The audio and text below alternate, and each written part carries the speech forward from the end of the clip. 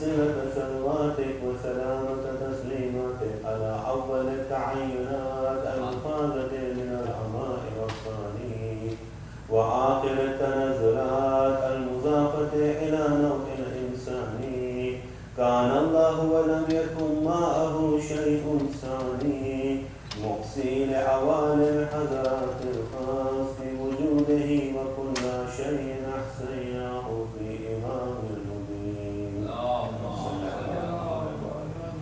الرسول النبي المكي الخرشي المدني التحامي صاحب لواء الحمد ومقام المحمود عبد القاسم محمد الحميد وعلى أخيه وصهره وابن عمه وخليفته من بعده وقائد الغر المحجلين يعصب الدين إمام المتقين أمير المؤمنين علي بن أبي طالب وعلى ابنته الطاهرة الحوراء الإنسية الراضية المرضية الشفية يوم الجزاء فاطمة الزهراء سلام الله عليها وعلى سبتي رحمة وسيدي شباب أهل الجنة الحسن والحسين اللهم صل على أئمة المسلمين علي بن الحسين ومحمد بن علي وجعفر بن محمد وموسى بن جعفر وعلي بن موسى ومحمد بن علي وعلي بن محمد وحسن بن علي وحجة القائم المنتظر المهدي اللهم صل على محمد حججك على عبادك وأمنائك في بلادك اللهم سهل منهجهم وعجل في فرجهم وجعلنا من محبيهم ومواليهم وشيعتهم ولعنة الله على أعدائهم أجمعين من يومنا هذا إلى قيام يوم الدين بسم الله الرحمن الرحيم يا أيها الذين آمنوا كتب عليكم الصيام كما كتب على الذين من قبلكم لعلكم تتقون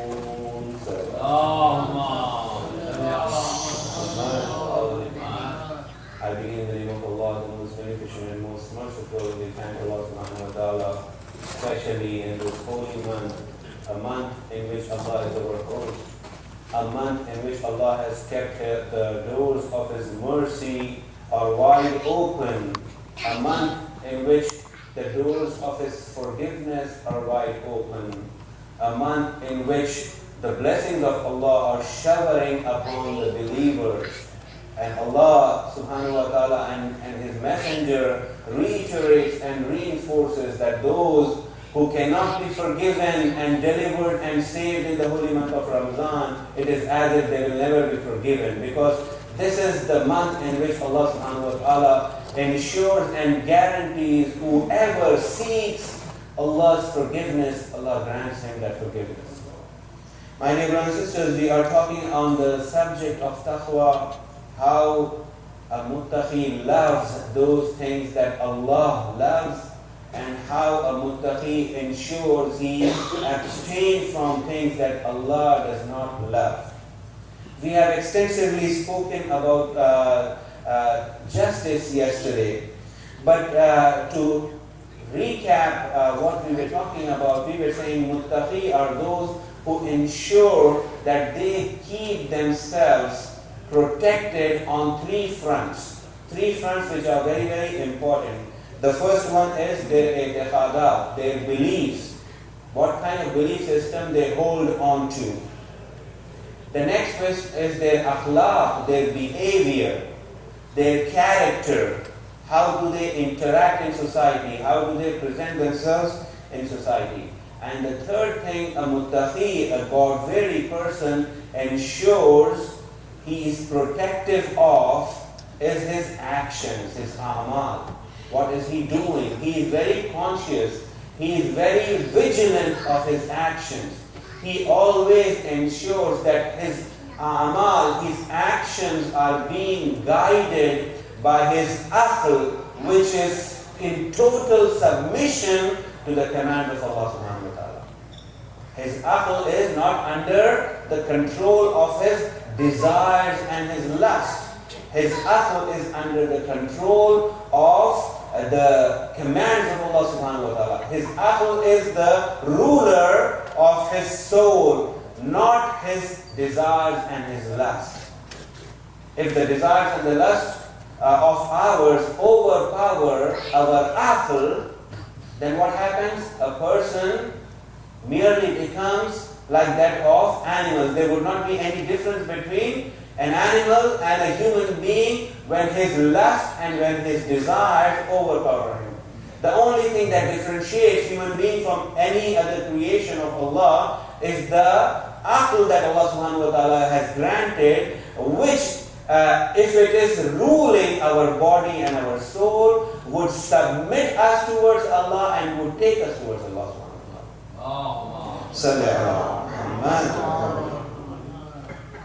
So our i'tiqadat, our beliefs should be sound. We should preserve those beliefs which have been prescribed by Quran or the word of Masumin alayhi salatu wasalam.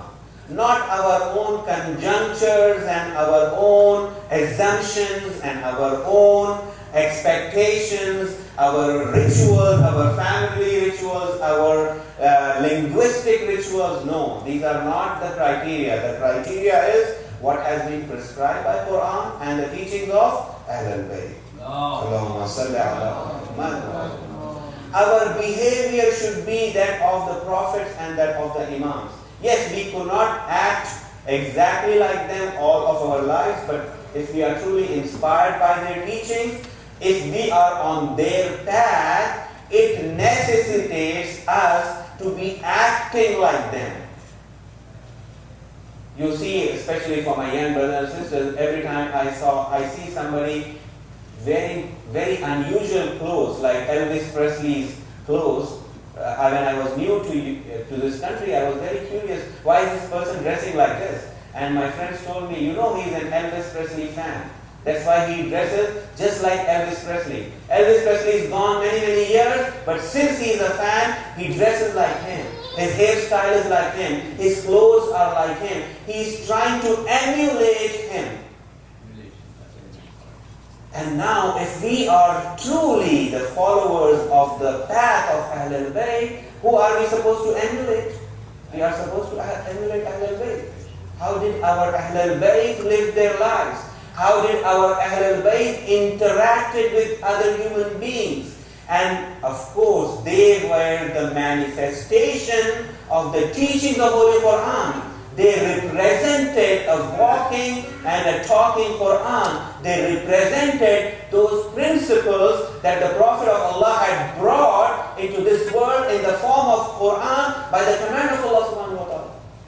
This is what our Ahlul Bayt represented.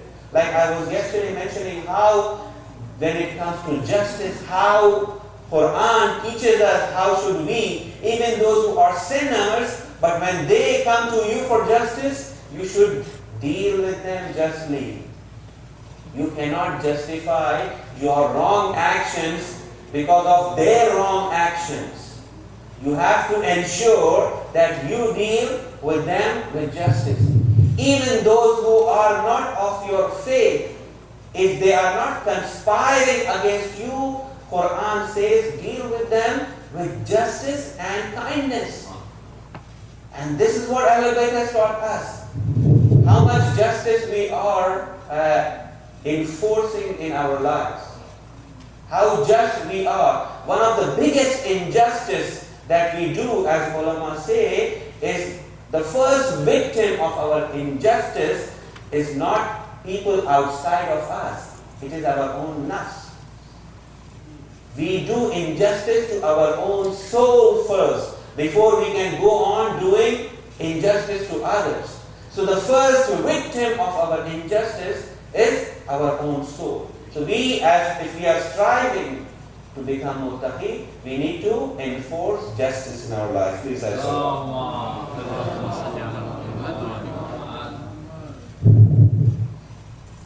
Yesterday I also mentioned how infaq, spending in the way of Allah, is important, and casting ourselves away from those things that would lead us towards destruction, and being virtuous. Why? Because inna Allah yuhibbul muhsinin. Because Allah loves those who are virtuous. Then another category is the one, they are people who would break their covenant. Yesterday we were talking about sinners, people who eat haram. Now the verse is saying, فَبِمَا نَقْزِيهِمْ مِيثَاقَهُمْ لَعَنَّهُمْ وَجَعَلْنَا قُلُوبَهُمْ قَاسِيَةً. Then because of their breaking their covenant, we cursed them and made their hearts hard. What is Allah doing? Those who break their covenant, those who break their promise, Allah is cursing them and Allah is hardening their soul. Okay? But how is Allah commanding us to deal with them? The verse continues and then the verse says, فَاعْفُ عَنْهُمْ وَاسْفَحْ إِنَّ اللَّهَ يُحِبُّ الْمُحْسِنِينَ. But as far as you are concerned, excuse them and forbear them. Deal with them with forbearance. Why? Because indeed Allah loves those who are virtuous. So there are people who would break their covenant and Allah is going to deal with them by hardening their soul, by cursing them. But when it comes to us who are trying to seek to become muhsinin, to become virtuous people, to become muttaqi, Allah subhanahu wa ta'ala is commanding us that excuse them, forgive them, and deal with them with patience and forbearance. Why? Because Allah loves those who are virtuous, those who are muhsinin. Please say salawat.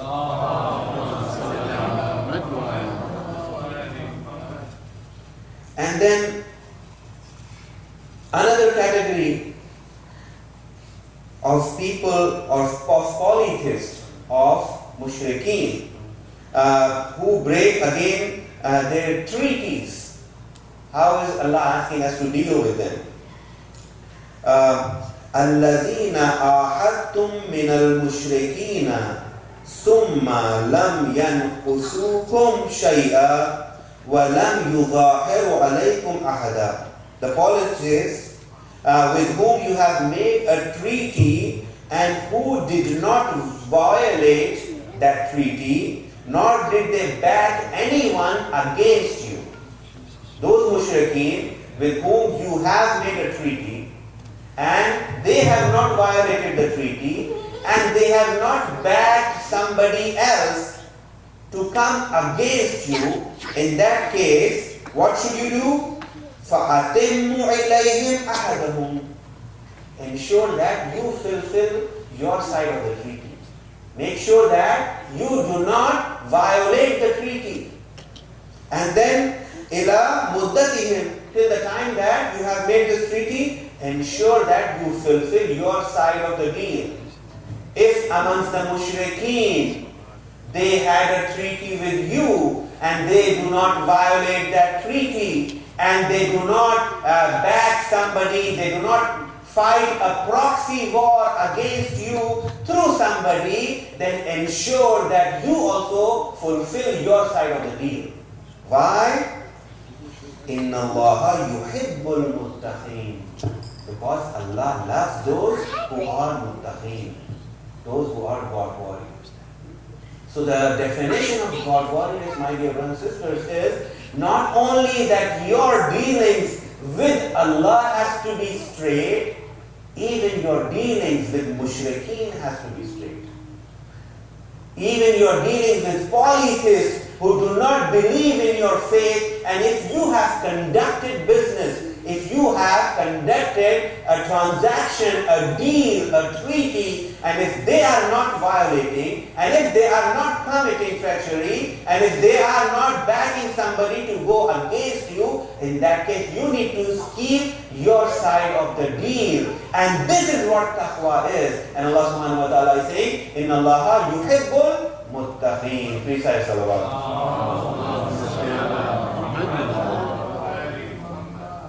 Now some people say, Imam Hassan alayhi salam, inshallah we will discuss about this whole subject of treaty, made a treaty with so and so, and therefore it legitimizes his khilafah.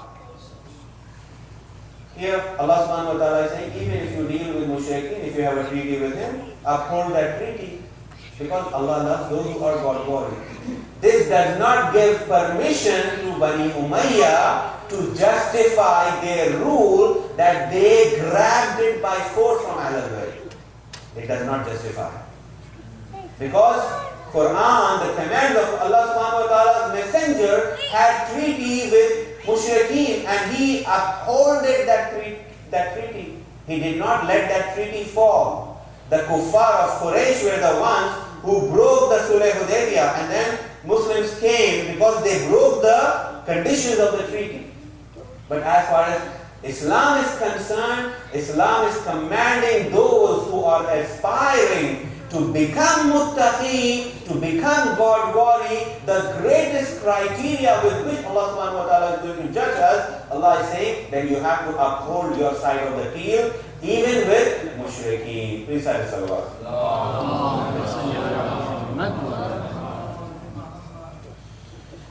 And then in another place also, again another verse of Holy Quran. This was Surah Tawbah verse 4 that I just quoted. Another verse in Surah Tawbah verse 7, again Allah subhanahu wa ta'ala talks about the polytheists, mushrikeen, and then says, الَّذِينَ عَاهَدتُّمْ عِنْدَ الْمَسْجِدِ الْحَرَامِ فَمَا اسْتَقَامُوا لَكُمْ فَاسْتَقِيمُوا لَهُمْ. Those with whom you had made a treaty at the holy mosque, so long as they are steadfast with it, you be steadfast with them.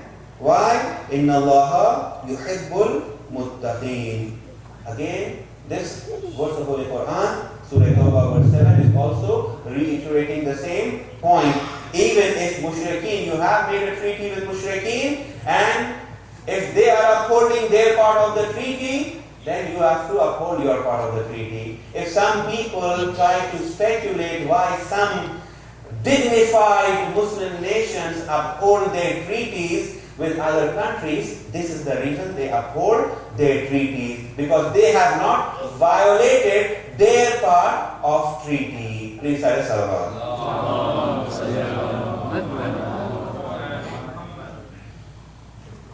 فَإِذَا عَزَمْتَ فَتَوَكَّلْ عَلَى اللَّهِ. Surah Al-Imran verse 159. If once you are resolved, once you have decided upon something, what should you do? Put your trust in Allah. Why should you do that? إِنَّ اللَّهَ يُحِبُّ الْمُتَوَكِّلِينَ. Because Allah loves those who put their trust in Allah subhanahu wa ta'ala. If we truly aspire to become muttaqeen, we have to have this trait of tawakkul upon Allah, reliance and trust upon Allah.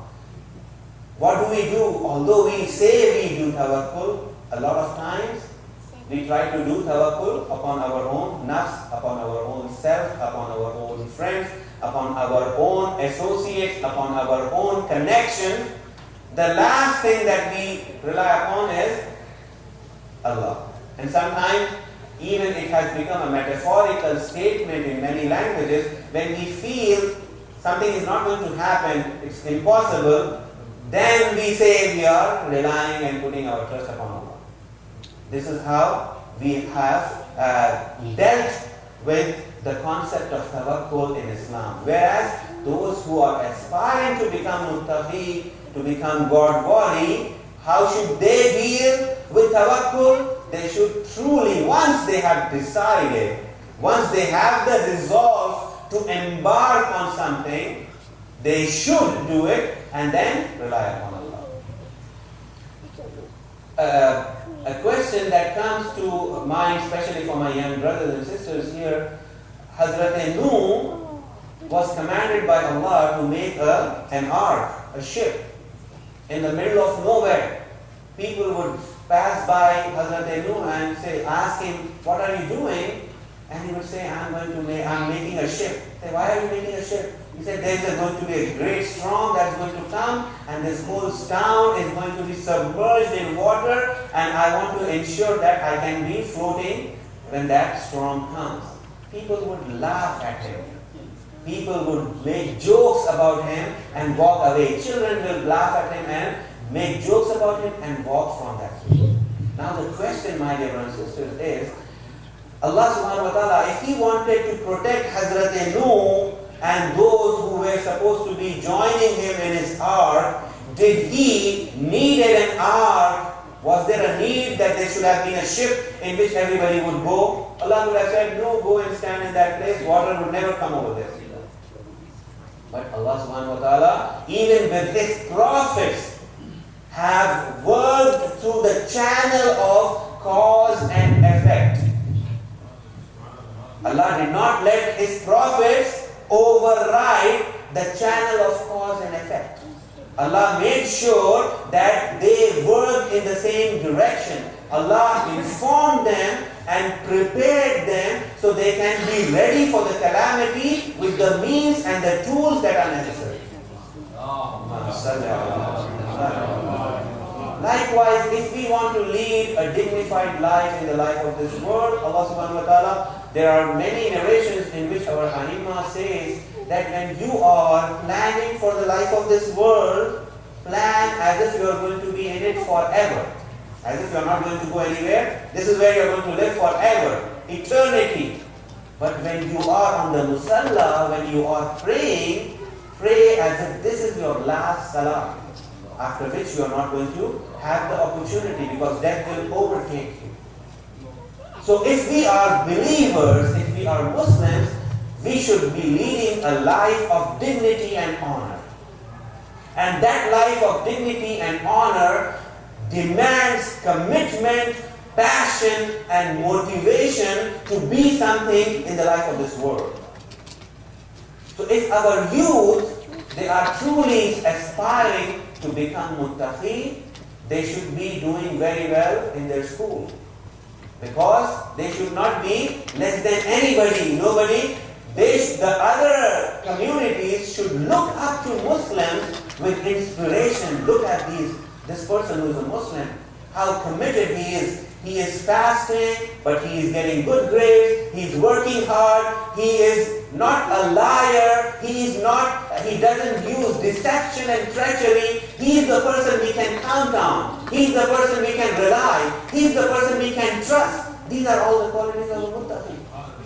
It is not muttaqi doesn't mean you come into the mosque and here we present ourselves with taqwa and piety and love for each other. No, with every transaction and every dealing where we have to take a decision, we have to take a choice. If we are abiding by the commands of Allah subhanahu wa ta'ala, and although that choice might hurt us or harm us, then we have truly lived up to the expectation of becoming a muttaqi. Please say salawat.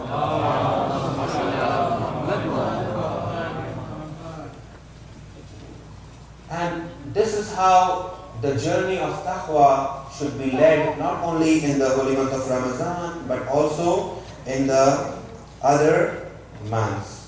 And this is the time where we get the opportunity where we are trained. Now, I'm switching a little bit towards the life of Hazrat Khateja. But before that, I would like to recite this verse of Surah Furqan, verse 74. رَبَّنَا حَبْ لَنَا مِنْ أَزْوَاجِنَا وَذُرِّيَّاتِنَا قُرَّةَ أَعْيُنٍ وَاجْعَلْنَا لِلْمُتَّقِينَ إِمَامًا. Our Lord grant us comfort in our spouses. Comfort in our spouses.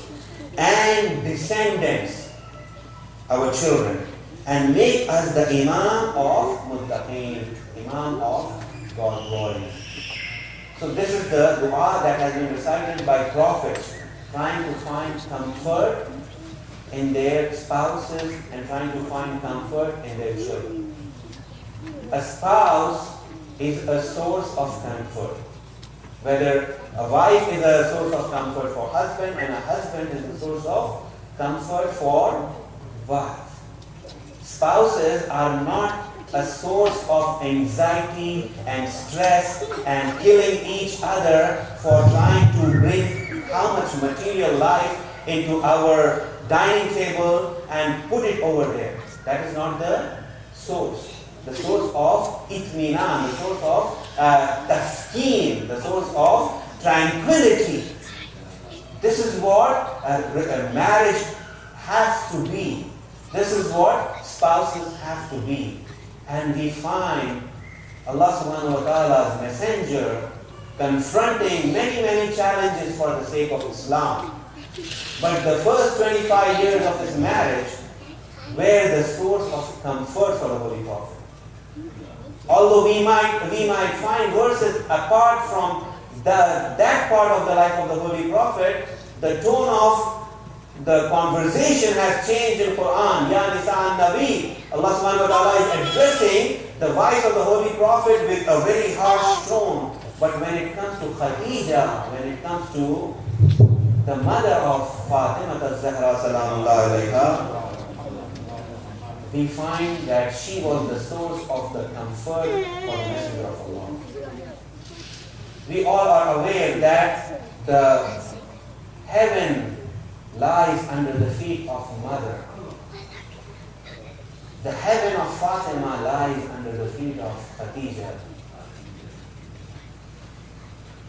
My dear brothers and sisters, when she passed away, the Prophet of Allah was very in great sorrow, in great huzn. And likewise when Hazrat Abu Talib passed away. Hazrat Khateja ka maqam, Hazrat Khateja ki manzilat, Hazrat Khateja ka itminan, Hazrat Khateja ki isar, Hazrat Khateja की खुदगुज़श्तगी इस्लाम के लिए, पैगंबर इस्लाम के लिए, इसकी कोई और दूसरी मिसाल तारीख में नजर नहीं।